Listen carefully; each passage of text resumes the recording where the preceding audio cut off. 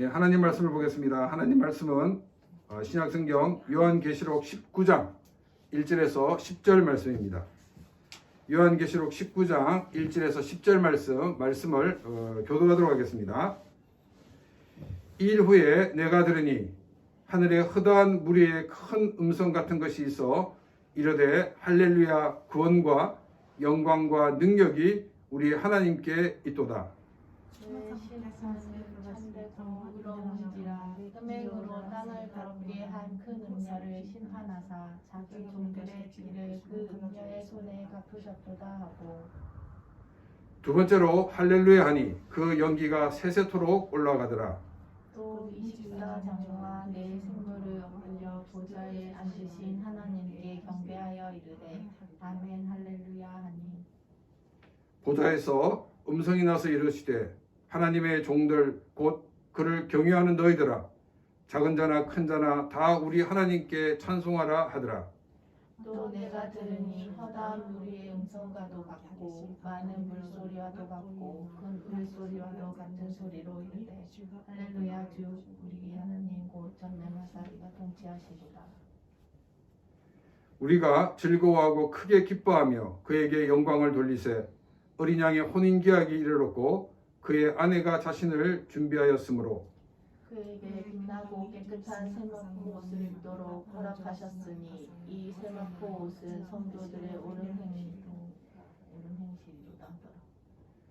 천사가 내게 말하기를 기록하라. 어린 양의 혼인잔치에 청함을 받은 자들은 복이 있도다 하고 또 내게 말하되 이것은 하나님의 참되신 말씀이라 하기로, 내가 그 발에 엎드려 경배하려 하니 그가 나에게 말하기를 나는 너와 및 예수의 증언을 받은 내 형제들과 같이 된 중이 삼가 그리하지 말고 오직 하나님께 경배하라. 예수의 증언은 예언의 영이라 하더라. 아멘. 제가 선교사가 된 이후에 귀국을 하게 되면 여러 교회에서 설교할 기회가 많이 주어집니다. 제일 어색한 것은 뭐냐면 그 교회 담임 목사님께서 김용민 선교사님께서 나오셔서 설교하시겠습니다 라고 이렇게 저를 소개해 주면 되는데 10교회 중에 한 9교회는 김용민 선교사님 나오실 때 할렐루야로 맞이하겠습니다 이렇게 말씀을 하십니다. 그럼 제가 강단에 서게 되면 성도들이 할렐루야 이렇게 얘기를 합니다. 이때가 제일 좀 머쓱할 때입니다.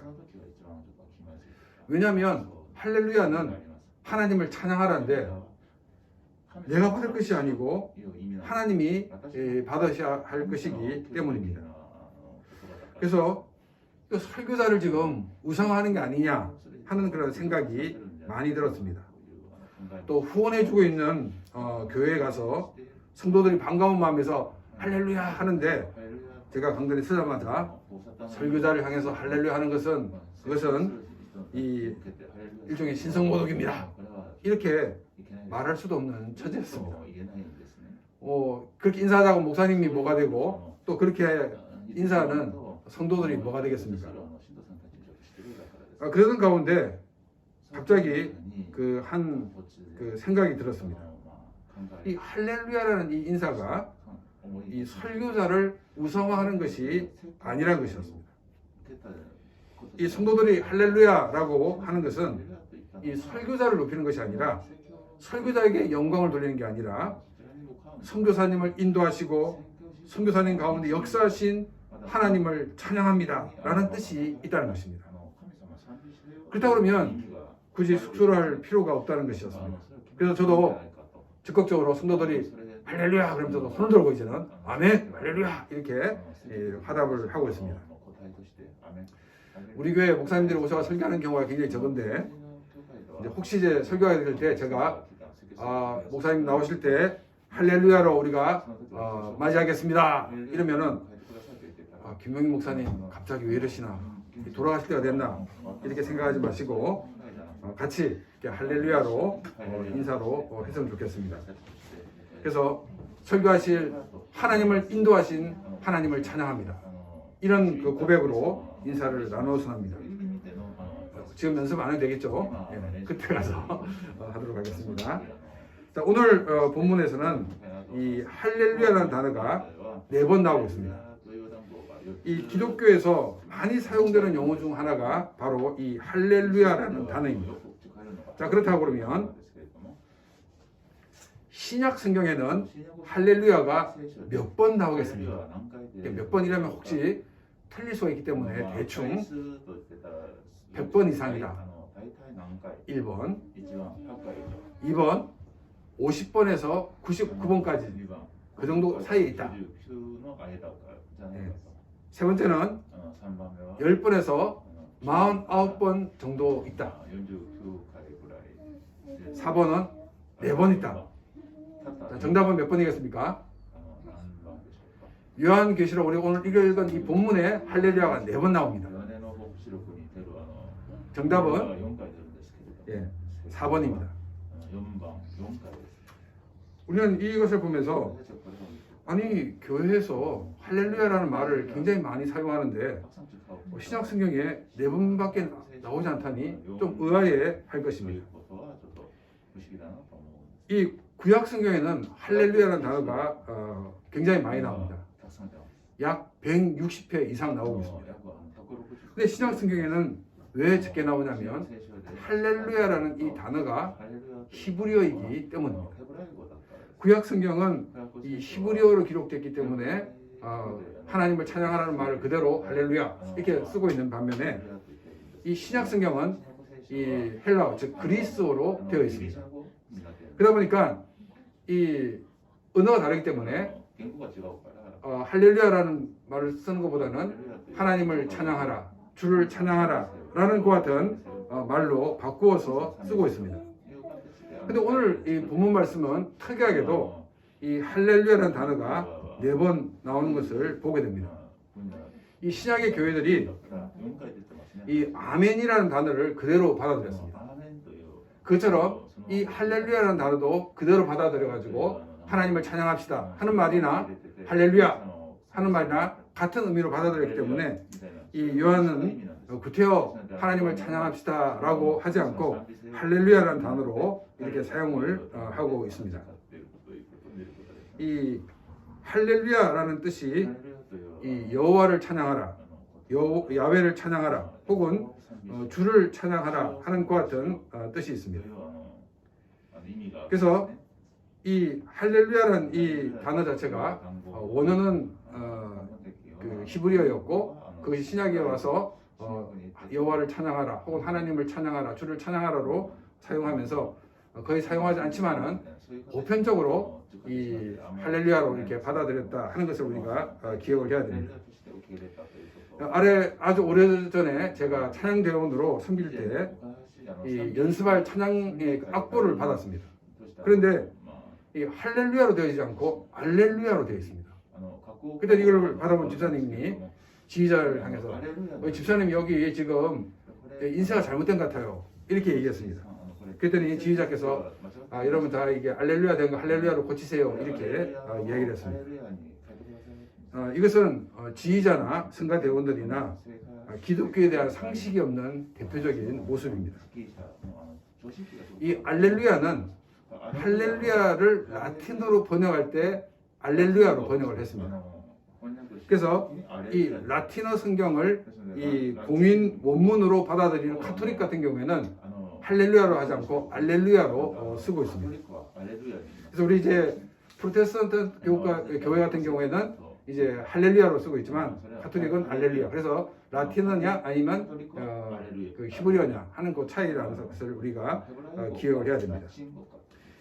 이 히브리에서 찬양한다는 이 동사가 뭐냐면 할렐입니다. 그래서 이것이 명령어로 되면 할렐루가 됩니다. 근데 할렐루야 할 때 야는 뭐냐면 야훼의 단축형입니다. 그래서 할렐루야 이러면 여호와를 찬양하라 하는 뜻이 됩니다.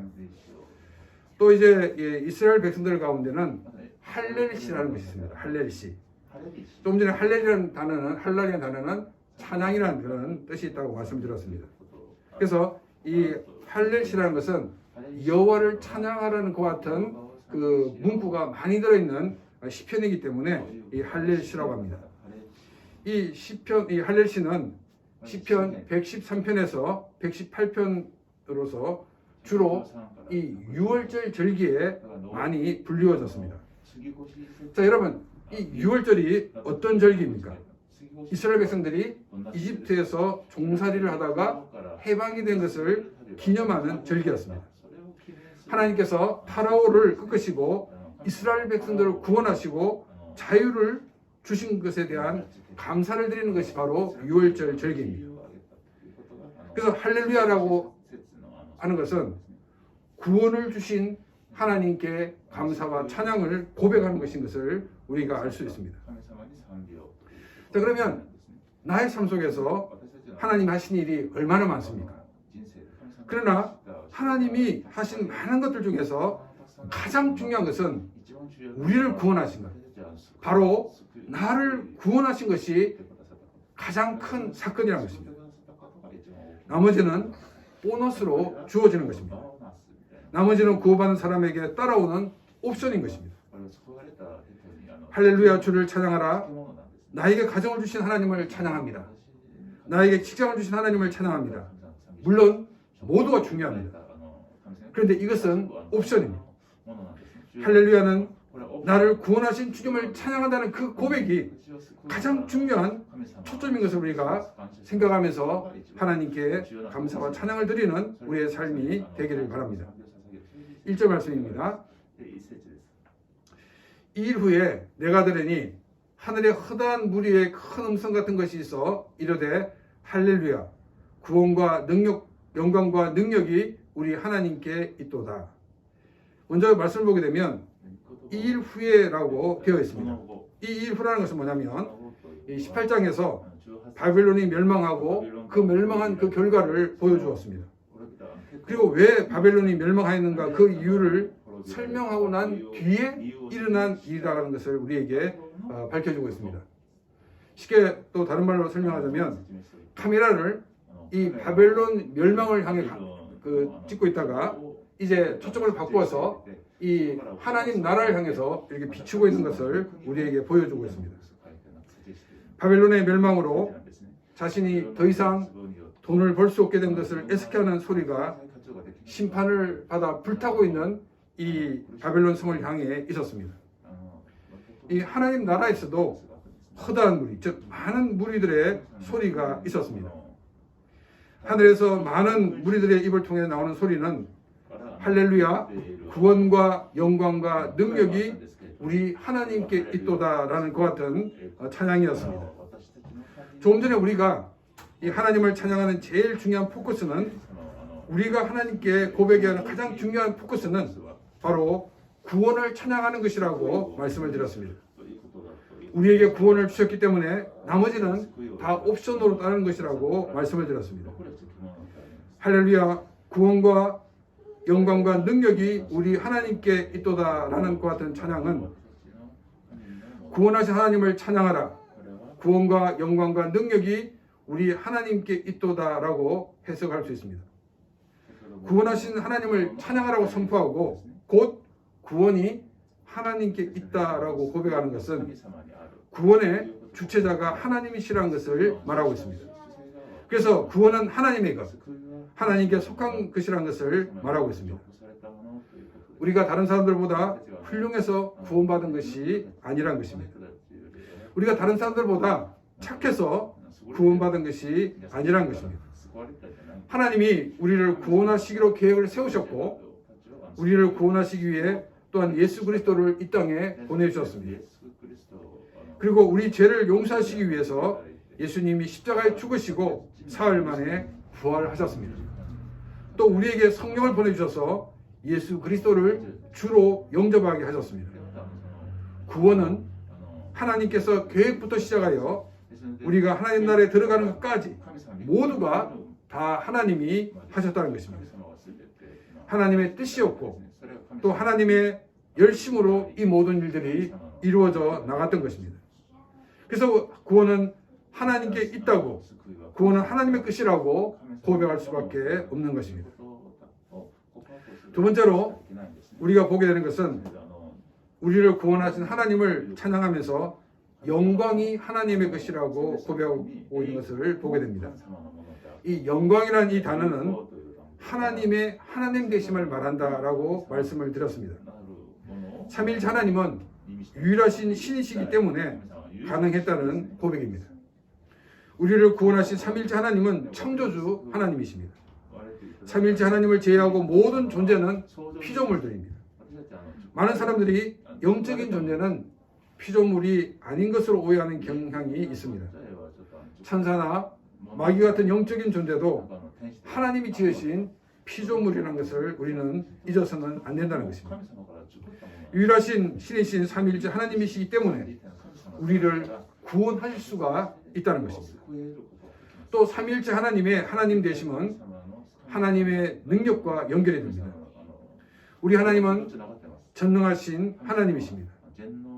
인간을 구원하시려는 이 하나님의 계획을 무너뜨리기 위해 사탄은 끈질기게 위해 노력을 하였습니다. 그래서 급기야는 성부 하나님이 이 땅에 보내신 성자 예수님을 죽였습니다. 그런데 하나님의 능력은 죽은 자를 살리시는 전능하신 능력이었습니다. 예수님의 부활은 구원받은 자의 첫 열매였습니다. 예수님께서 부활하신 것처럼 죄로 죽은 모든 사람들은 예수 그리스도의 공로를 믿음으로 부활을 하게 될 것입니다. 구원받은 우리들은 하나님의 능력으로 죄 용서함을 받고 구원받아 하나님의 자녀가 되었습니다. 우리의 노력, 우리의 수고, 우리의 힘이 아니었습니다. 우리의 구원은 하나님에게서 출발해서 하나님에 의해 완성이 되어지는 것입니다. 그렇기 때문에 우리가 죄에서 구원받았다는 것을 알게 되었을 때 구원하신 하나님을 찬양하라고 선포하지 않을 수가 없는 것입니다. 다른 무엇보다 나를 구원하신 하나님을 선포하며 하나님이 약속하신 많은 것을 누리며 사는 복된 삶이 되시기를 바랍니다. 2절 말씀입니다. 그의 심판은 참되고 의로우신지라 음행으로 땅을 더럽게 한 큰 음녀를 심판하사 자기 종들의 피를 그 음녀의 손에 갚으셨도다 하고 우리가 살고 있는 이 땅의 재판들은 참되고 의로운 재판이라고 말할 수 없는 경우가 많이 있습니다. 왜냐하면 인간이 가지고 있는 그 한계 때문입니다. 미국의 경우에 법을 전공한 판사가 있음에도 배심원을 통해 재판하는 것은 소수의 엘리트들에 의해서 공정한 심판이 이루어질 수 없기 때문입니다. 물론 다수의 배심원들이 공정한 재판을 할 수 있다는 보장도 할 수 없습니다.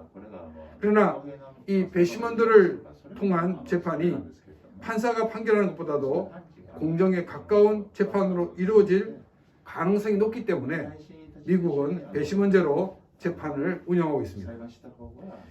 이런 인간들의 그 재판과 비교해서 하나님의 재판, 하나님의 심판은 참되고 의롭다라고 말하고 있습니다. 즉 하나님의 심판은 공정한 심판이라는 것입니다. 하나님께서 이 음녀를 심판하시는 것은 두 가지 이유가 있다라고 말씀하고 있습니다. 첫 번째는 뭐냐면 이 음녀는 음행으로 자신만을 더럽힌 것이 아니라 땅을 더럽혔다. 즉 다른 말로 많은 사람들로 하여금 그 음행에 참여했기 때문에 하나님의 심판이 있다라고 말씀하고 있습니다. 두 번째는 이 음녀를 심판하신 이유가 이 음녀들은 이 하나님의 종들의 피를 흘리게 하였다는 것입니다. 하나님을 믿는다는 이유로 그들은 크리스찬들을 잡아서 고문을 하고 또 자기의 말을 듣지 않는다고 그들은 크리스찬들을 죽였습니다. 이런 두 가지 이유 때문에 하나님께서 음녀를 심판하시는 것은 공정한 심판이었다라고 말씀하고 있습니다.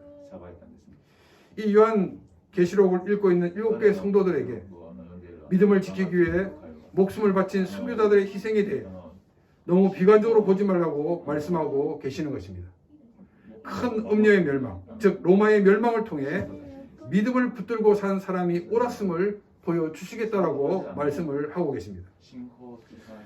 우리가 이 땅 살아갈 때 우리의 목줄을 쥐고 있는 사람들이 우리의 신앙을 위협을 해도 우리가 걸어가야 하는 길은 성경을 통해서 우리에게 보이신 길입니다.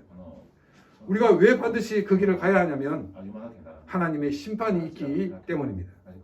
3절 말씀입니다. 두 번째로 할렐루야 하니 큰 연기가 세세토록 올라가더라. 할렐루야 나를 구원하심을 찬양하라 라는 이 찬양이 두 번째 나옵니다. 그리고 계속된 것은 뭐냐면 그 연기가 세세토록 올라가더라고 되어 있습니다. 이 한국어 성경을 보게 되면 이 연기가 도대체 무엇인지 파악하기가 쉽지 않습니다. 왜냐하면 우리가 구약 성경을 보게 되면 이 연기가 하나님의 임재를 표현하는 경우가 있기 때문입니다. 근데 일본어 성경을 보게 되면 이 그녀로 되어 있습니다. 그녀. 이 원어 성경도 일본어 성경처럼 그녀로 되어 있습니다. 이 그녀라고 할 때 누구를 가리키냐면 바로 이 바벨론 도시를 말하고 있습니다. 이 헬라어에서 이 도시라는 것이 여성형으로 되어 있기 때문에 이 그녀 이러면 벌써 이 바벨론을 말하는구나 라고 사람들은 쉽게 이해할 수가 있습니다. 지금 이 연기가 세세토록 올랐다는 것은 바로 이 바벨론의 멸망이 이 영원히 지속되어서 다시금 복구가 불가능하다는 것을 이야기를 하고 있습니다. 하나님의 임재가 아니라 바벨론이 받았던 또 로마가 받았던 이 하나님의 심판으로 이들이 영원히 복구가 되지 않는 것을 보여주고 있는 말씀입니다. 믿음을 지키기 위해 한순간을 견디면 되지만 이 한순간을 견디지 못하면 영원히 회복되지 않는 심판 가운데 있게 된다는 것을 알려주고 있습니다. 어려움을 당할 때는 1분 1초가 몇 년 혹은 몇십 년처럼 느껴질 때가 많이 있을 것입니다. 우리가 죽고 난 다음에 가게 될 하나님의 나라에서는 주님이 재림하시고 우리가 있게 될 그 하나님의 나라에서는 100년, 200년 하고도 비교되지 않는 영원한 나라라는 것입니다. 3절 말씀을 보겠습니다. 다시 한번 보겠습니다. 두 번째 할렐루야니 그 연기가 세세토록 올라가더라 라는 이 말씀은 바로 영원한 구원과 영원한 심판을 대비하면서 영원한 구원을 주신 하나님을 찬양하고 있는 그 같은 구절입니다. 우리의 구원은 100년, 200년을 보장한 것이 아닙니다. 바로 영원히 구원을 보장하고 계시다는 것입니다. 그때 왜 우리는 우리에게 구원을 주신 하나님을 찬양하지 않을 수가 없는 것입니다. 4절 말씀입니다. 또 24장로와 내 생물이 엎드려 보좌에 앉으신 하나님께 경배하여 이르되 아멘 할렐루야 하니 이 24장로들은 이 구원받은 교회를 대표한다라고 말씀을 드렸습니다. 그리고 이 내 생물은 천사를 대표한다라고 말씀을 드렸습니다. 24장로 그리고 내 생물의 그 찬양이 아멘 할렐루야였습니다. 교회의 대표였고 천사의 대표가 너무 이렇게 간단하게 고백하고 있지 않는가라고 우리가 실망할 수 있을지도 모르겠습니다. 그런데 우리가 너무 감동을 하게 되면 말이 짧아지게 됩니다. 예를 들어서 우리가 고민하던 일들이 우리가 해결할 수 없었던 일들이 해결이 되면 우리는 뭐라고 합니까? 하나님 감사합니다. 이 한마디로 우리가 표현할 수밖에 없는 것입니다. 이처럼 이 24장로와 또 내 생물은 아멘 할렐루야로 구원을 주신 하나님께 찬양을 돌리는 것을 우리가 보게 됩니다. 하나님께서 우리에게 주신 그 구원은 우리의 말로 표현할 수 없는 놀라운 구원입니다. 내가 예수를 믿고 크리스찬이 되었다는 것 여러분 신기하지 않습니까? 여러분 착하다고 다 예수 믿는 게 아닙니다. 또 많이 배웠다고 혹은 이 반대로 많이 배우지 않았다고 예수를 믿는 것이 아닙니다. 배운 사람은 배운 대로 또 배우지 못한 사람은 배우지 못한 대로 자기 고집을 가지고 살고 있습니다. 그런데 내가 예수를 믿고 크리스천이 되었으니 얼마나 기적 중에 기적입니까? 우리도 이런 구원의 기쁨과 감격을 가지고 우리를 구원하신 하나님께 찬양을 돌리는 그런 귀한 삶이 되기를 바랍니다. 우리를 구원하심에 또 내가 구원받은 것에 벅찬 감동을 가지기 위해서는 죄가 얼마나 무서운가를 알아야 합니다. 그리고 내가 얼마나 죄인인가를 알아야 합니다. 이것을 모르면 구원의 기쁨은 반감할 수밖에 없는 것입니다. 죄와 자신의 죄성을 보지 못하면 자신이 도덕적으로 착한 것만, 좋은 것만 보게 됩니다. 뭐 이 정도면 다른 사람보다 낫지, 나는 구원받기 충분해, 이런 생각들을 가지게 된다는 것입니다. 바울은 로마서 7장 24절에서 이렇게 고백하고 있습니다. 오호라 나는 공고한 사람이로다. 이 사망의 몸에서 누가 나를 건져내랴. 로마서는 바울이 처음 예수님을 만나고 쓴 것이 아닙니다. 예수님을 믿고 오랜 시간이 흐른 뒤였습니다. 바울은 예수님을 위해 자신의 모든 것을 버리고 복음을 전하는 삶을 살았습니다. 정말 아주 모범이 되는 그런 주의 종이었습니다. 이런 훌륭한 바울의 눈에 비춰진 자신의 모습은 자신에 있는 이 죄가 너무나도 끔찍해서 자신의 몸을 사망의 몸이라고 표현을 하고 있습니다. 그리고 도저히 이런 자신이 구원받을 수 없는 존재인 것을 시인할 수밖에 없다는 것입니다. 그러나 이런 심각한 죄가 그리스도 안에서 해결되어서 바울은 이렇게 고백을 하고 있습니다. 로마서 7장 25절입니다. 우리 주 예수 그리스도로 말미암아 하나님께 감사하노라. 내 속에 있는 그 죄성을 본 사람만이 나를 구원하신 예수님의 공로가 얼마나 큰가를 알게 됩니다.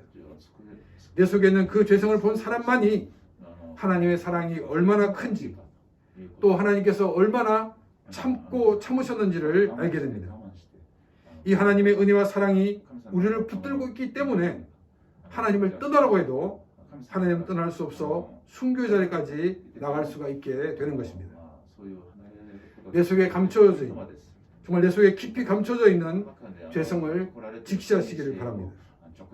내가 얼마나 죄인인지를 알고 이런 나를 구해주신 하나님께 할렐루야로 찬양을 드리며 하나님께 더 큰 영광을 돌리는 그런 귀한 삶이 되시기를 바랍니다. 5절 말씀입니다. 보좌에서 음성이 나서 이르되 하나님의 종들 곧 그를 경외하는 너희들아 작은 자나 큰 자나 다 우리 하나님께 찬송을 하라 하더라. 이 5절은 구원받은 모든 사람들로 하여금 하나님을 찬양하는 자리로 불러 모으는 것을 우리가 보게 됩니다. 6절입니다. 또 내가 들으니 허다한 무리의 음성과도 같고 많은 물소리와 같고 큰 우레소리와도 같은 소리로 이르되 할렐루야 주 우리 하나님 곧 전능하신 이가 통치하시도다. 6절은 이 하나님을 찬양하는 자리로 부름을 받은 자들의 합창을 보여주고 있습니다. 이 허다한 많은 물의 음성 같다고 얘기하고 있고 또 물소리와 같다고 얘기하고 있고 큰 우레소리, 번개소리와 그러니까 천둥소리와 같다고 이렇게 표현을 하고 있습니다. 여러분 이 구절을 읽으면서 느껴지는 게 뭡니까? 그냥 많은 사람들이 찬양에 동참했구나 이렇게 느껴집니까? 저는 이 구절을 읽으면서 찬양의 음률을 느꼈습니다. 많은 사람들이 얘기하는 것 같은 그런 그 리듬, 그리고 막 물소리 같은 물이 막 빨리 흘러가는 물 혹은 절절 흘러가는 물의 그 소리, 그런 음률, 그리고 천둥 소리처럼 울리는 그와 같은 이 찬양의 그 음률을 느낄 수가 있었습니다. 그래서 이 구절을 보게 되면 이 요한이 굉장히 이 문학적인 사람인 것을 우리가 알 수가 있습니다. 이 찬양의 주요한 내용은 할렐루야 주 우리 하나님 곧 전능하신 이가 통치하시도다라는 것이었습니다. 우리가 한국어 성경을 보게 되면 이 통치한다는 이 단어가 이 현재형으로 보여집니다. 그런데 일본어 성경을 보게 되면 과거형입니다. 그 NASB 미국 영어 성경을 보게 되면 현재형입니다. 자, 그럼 여러분 현재형이 맞겠습니까? 아니면 과거형이 맞겠습니까? 보통 이런 경우에는 이 영어 성경 쪽으로 기울어지는 것이 정답입니다. 그런데 이 원어 성경은 아우리스트형, 즉 과거형으로 되어 있습니다. 그러니까 지금 일본어 번역이 원어 성경과 일치하고 있습니다. 그래서 영어 성경보다도 한국어 성경보다도 일본어 성경이 굉장히 번역이 잘 되었다라고 우리가 알 수가 있습니다. 그러면 이제 제가 종종 이렇게 현재형이나 과거형을 얘기하면 목사님 현재형이나 과거형 그게 뭐 중요합니까? 하나님 말씀인데 이렇게 반문하는 사람들도 있을 것입니다. 그런데 전능하신 이가 통치한다는 이 말이 현재형으로 해석될 때는 어떤 오류가 있냐면 예수님이 재림하셔서 새 하늘과 새 땅이 임하면서 하나님의 통치가 시작된다라고 해석할 가능성이 있게 됩니다. 이것은 원어 성경이 과거형이라는 것을 모르기 때문에 빚어진 결과입니다. 이 대목은 원어에서 이렇게 말하고 있습니다. 할렐루야, 우리 구원을 찬양하라. 왜냐하면 전능자 주 하나님이 통치하셨기 때문이다. 우리가 이제 그 일본어 성경이나 혹은 한국어 성경에는 이 왜냐하면이란 말이 없습니다. 그런데 영어 성경을 보게 되면 for가 있습니다. 그래서 왜 찬양을 해야 됩니까? 찬양의 이유와 목적을 설명을 하고 있습니다. 우리가 분명하게 구원을 받았다는 것을 알았을 때 그때부터 하나님께서 우리를 통치하신다는 것이 아닙니다. 예수님이 재림하시면서부터 그때부터 예수님의 통치가 시작되는 것이 아닙니다. 우리가 고난을 받고 있을 때 그때도 하나님이 통치하셨다는 것입니다. 고난을 받고 있을 때 대부분의 사람들은 하나님이 나를 버린 것처럼 느끼거나 하나님이 계시지 않는 것처럼 느껴집니다. 이런 우리의 느낌과는 상관없이 고난 가운데서도 하나님께서 통치하고 계셨다는 것입니다. 우리의 어리석음 때문에 때를 따라서는 우리의 욕심 때문에 하나님께서 통치하고 계심을 느끼지 못했을 뿐입니다. 우리가 구원받은 자들과 함께 찬양하는 자리에 서고서 내가 구원받고 보니까 내가 고통받고 있을 때 하나님이 계시지 않다고 느낄 그때도 하나님이 나를 통치하고 계셨구나 라고 느낀다고 그러면 그건 너무나도 둔한 것입니다. 여러 번 들어도 은혜가 되는 예화가 있습니다.